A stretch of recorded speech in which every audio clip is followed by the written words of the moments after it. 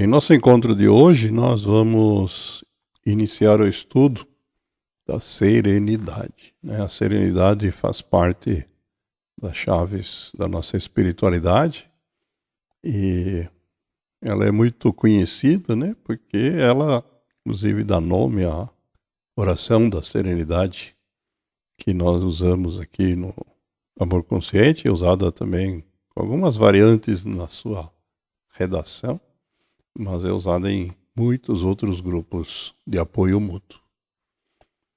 E essa figura, de uma pessoa à beira-mar fazendo o exercício de meditação é geralmente a primeira impressão que nos vem à mente, quando a gente pensa em serenidade.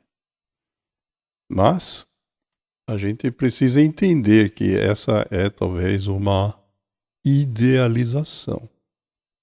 Serenidade tem como sinônimo essa combinação de palavras que nós chamamos de paz interior. A gente se sentir sereno, tranquilo. Entretanto, a gente precisa tomar cuidado para não cair na utopia de achar que isso só vai acontecer quando a gente viver uma situação onde a gente não tiver nenhum problema, nenhum obstáculo para enfrentar e nenhuma adversidade para a gente batalhar. De fato, nenhum ser humano consegue isso, a não ser em pequenos intervalos de tempo ao longo da sua vida. Então nós temos que trabalhar aqui para entender como que a gente pode atingir essa serenidade mesmo na presença dessas dificuldades.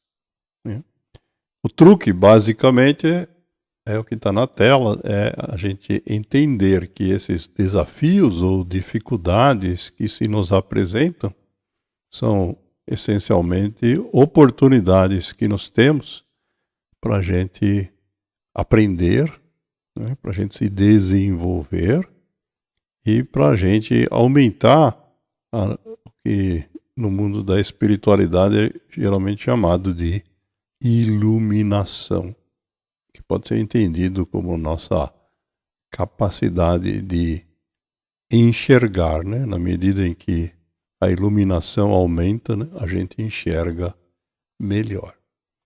Esse conceito de serenidade, baseado nessa interpretação dos desafios como oportunidades, é de fato extremamente comum numa quantidade muito grande de autores. E vamos começar com uma de caráter humorístico, a Regina Casé, no personagem chamado Lourdes, numa série da televisão Amor de Mãe, diz que se a gente for esperar ficar tudo bem para ser feliz, a gente morre sem dar a primeira gargalhada. E a mesma coisa vale para a serenidade.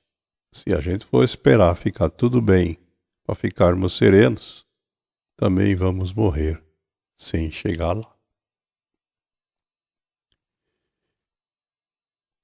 Seguindo com comediantes brasileiros, temos aqui uma frase do Mazzaropi, um dos astros do cinema brasileiro do início do século XX, que diz que tudo que acontece de ruim é só para melhorar a vida da gente. O Chaplin também nos incentiva aí nessa questão dos desafios, disse ele que na vida tudo passa, até os nossos problemas.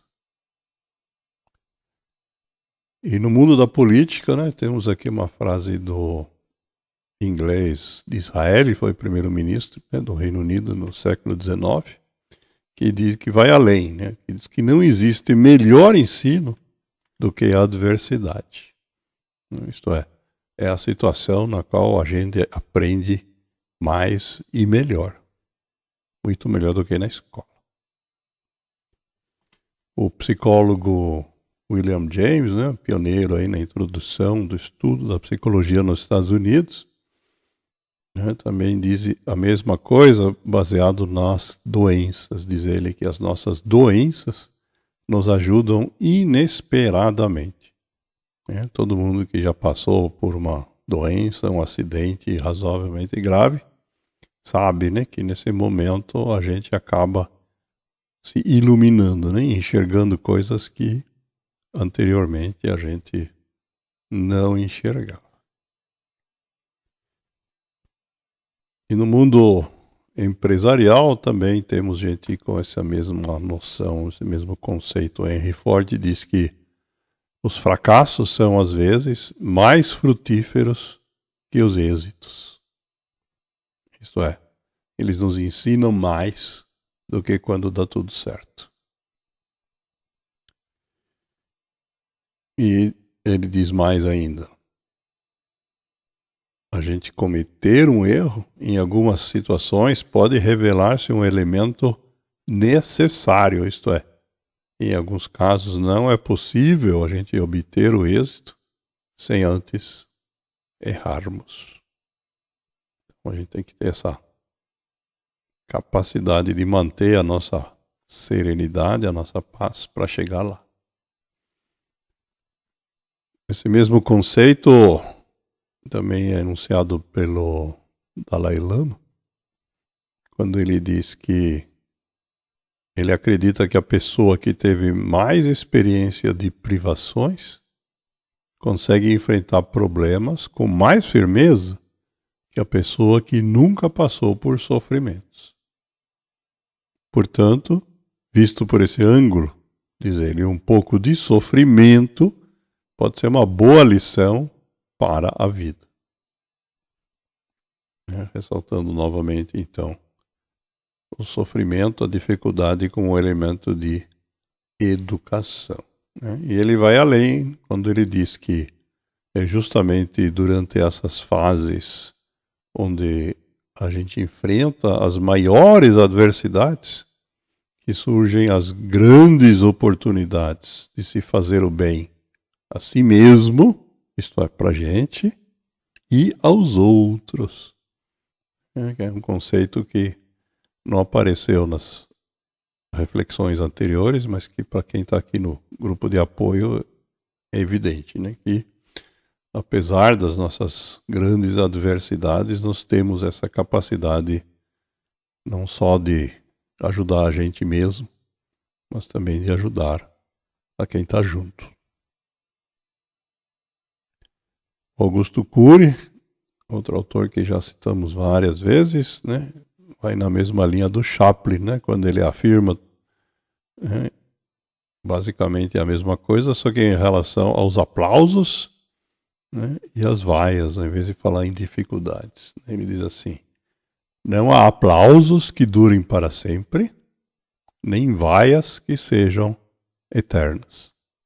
Lembrando que quando a gente é bem sucedido, geralmente nós somos aplaudidos. Quando a gente erra, nós somos vaiados. Nenhuma das duas situações são eternas. Ele ainda nos alerta: os problemas nunca desaparecerão, mesmo na mais bela das existências. Problemas existem para serem resolvidos e não para nos perturbar. Quando a gente permite que os problemas nos perturbem, é que de fato a gente está abrindo mão da nossa serenidade. Esse conceito também foi trabalhado por alguns pensadores da antiguidade. O Epícteto, filósofo do início aí da era romana, nascido no que hoje é a Turquia, escreveu que se o problema possui solução, então não temos por que nos preocupar com ele. E se o problema não possui solução, então de nada adianta nós preocuparmos com ele. Esse enunciado do Epícteto é considerado um dos precursores da oração da serenidade. Mais ainda para o passado, temos aqui uma afirmação do Buda, né, que nasceu no que hoje é o Nepal, e que escreveu aí no século VI antes da Era Comum, que todos os seres humanos nascem iluminados. A questão é que é necessário uma vida inteira para a gente descobrir isso. A luz já está dentro da gente. Nós temos que viver para enxergar. Pulando do Buda para o Chico Xavier, nós temos aí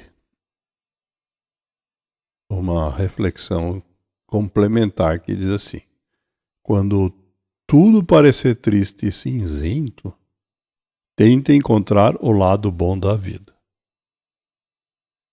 E ele conclui com um trecho aí que é extremamente conhecido. Diz assim: há males que nos curam e dores que nos ensinam. Então,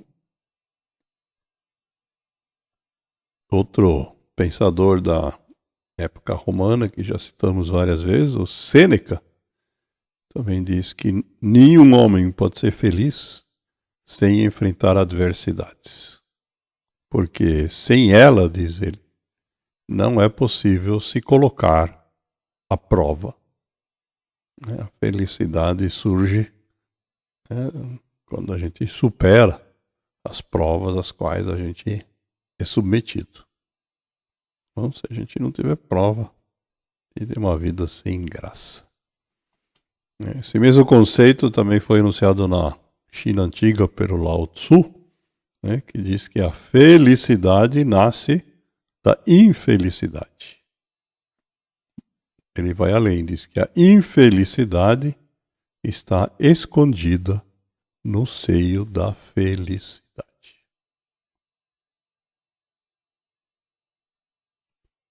E se a gente quiser ficar com pensadores modernos, temos aqui a Oprah Winfrey, apresentadora da TV americana, que também escreveu vários livros baseados aí nas suas vivências pessoais, que não foram nada fáceis, e que diz que devemos transformar as nossas feridas em sabedoria. Temos que usar as nossas feridas como aprendizado para adquirir sabedoria. E é claro que sem serenidade isso não funciona.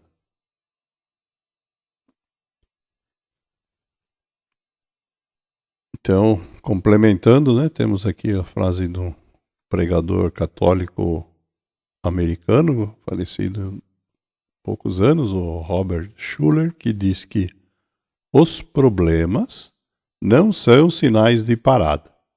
Isto é, quando a gente enfrenta problemas, a gente não deve achar que é o fim da linha. É uma placa de pare.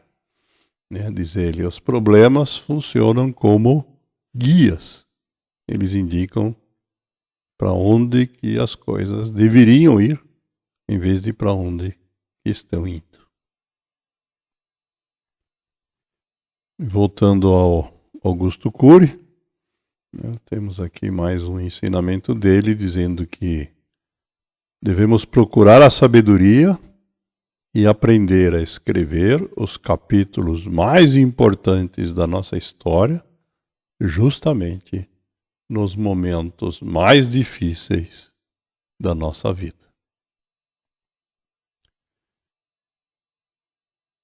E se a gente quiser complementar essa noção, temos aqui uma reflexão do Wayne Dyer, escritor americano, que também já citamos várias vezes, que diz que com tudo o que te aconteceu, essas dificuldades, adversidades, problemas, etc., você pode sentir pena de si mesmo ou tratar aquilo que aconteceu como um presente. Tudo é uma oportunidade de crescer ou um obstáculo para você não crescer. Quem escolhe é você.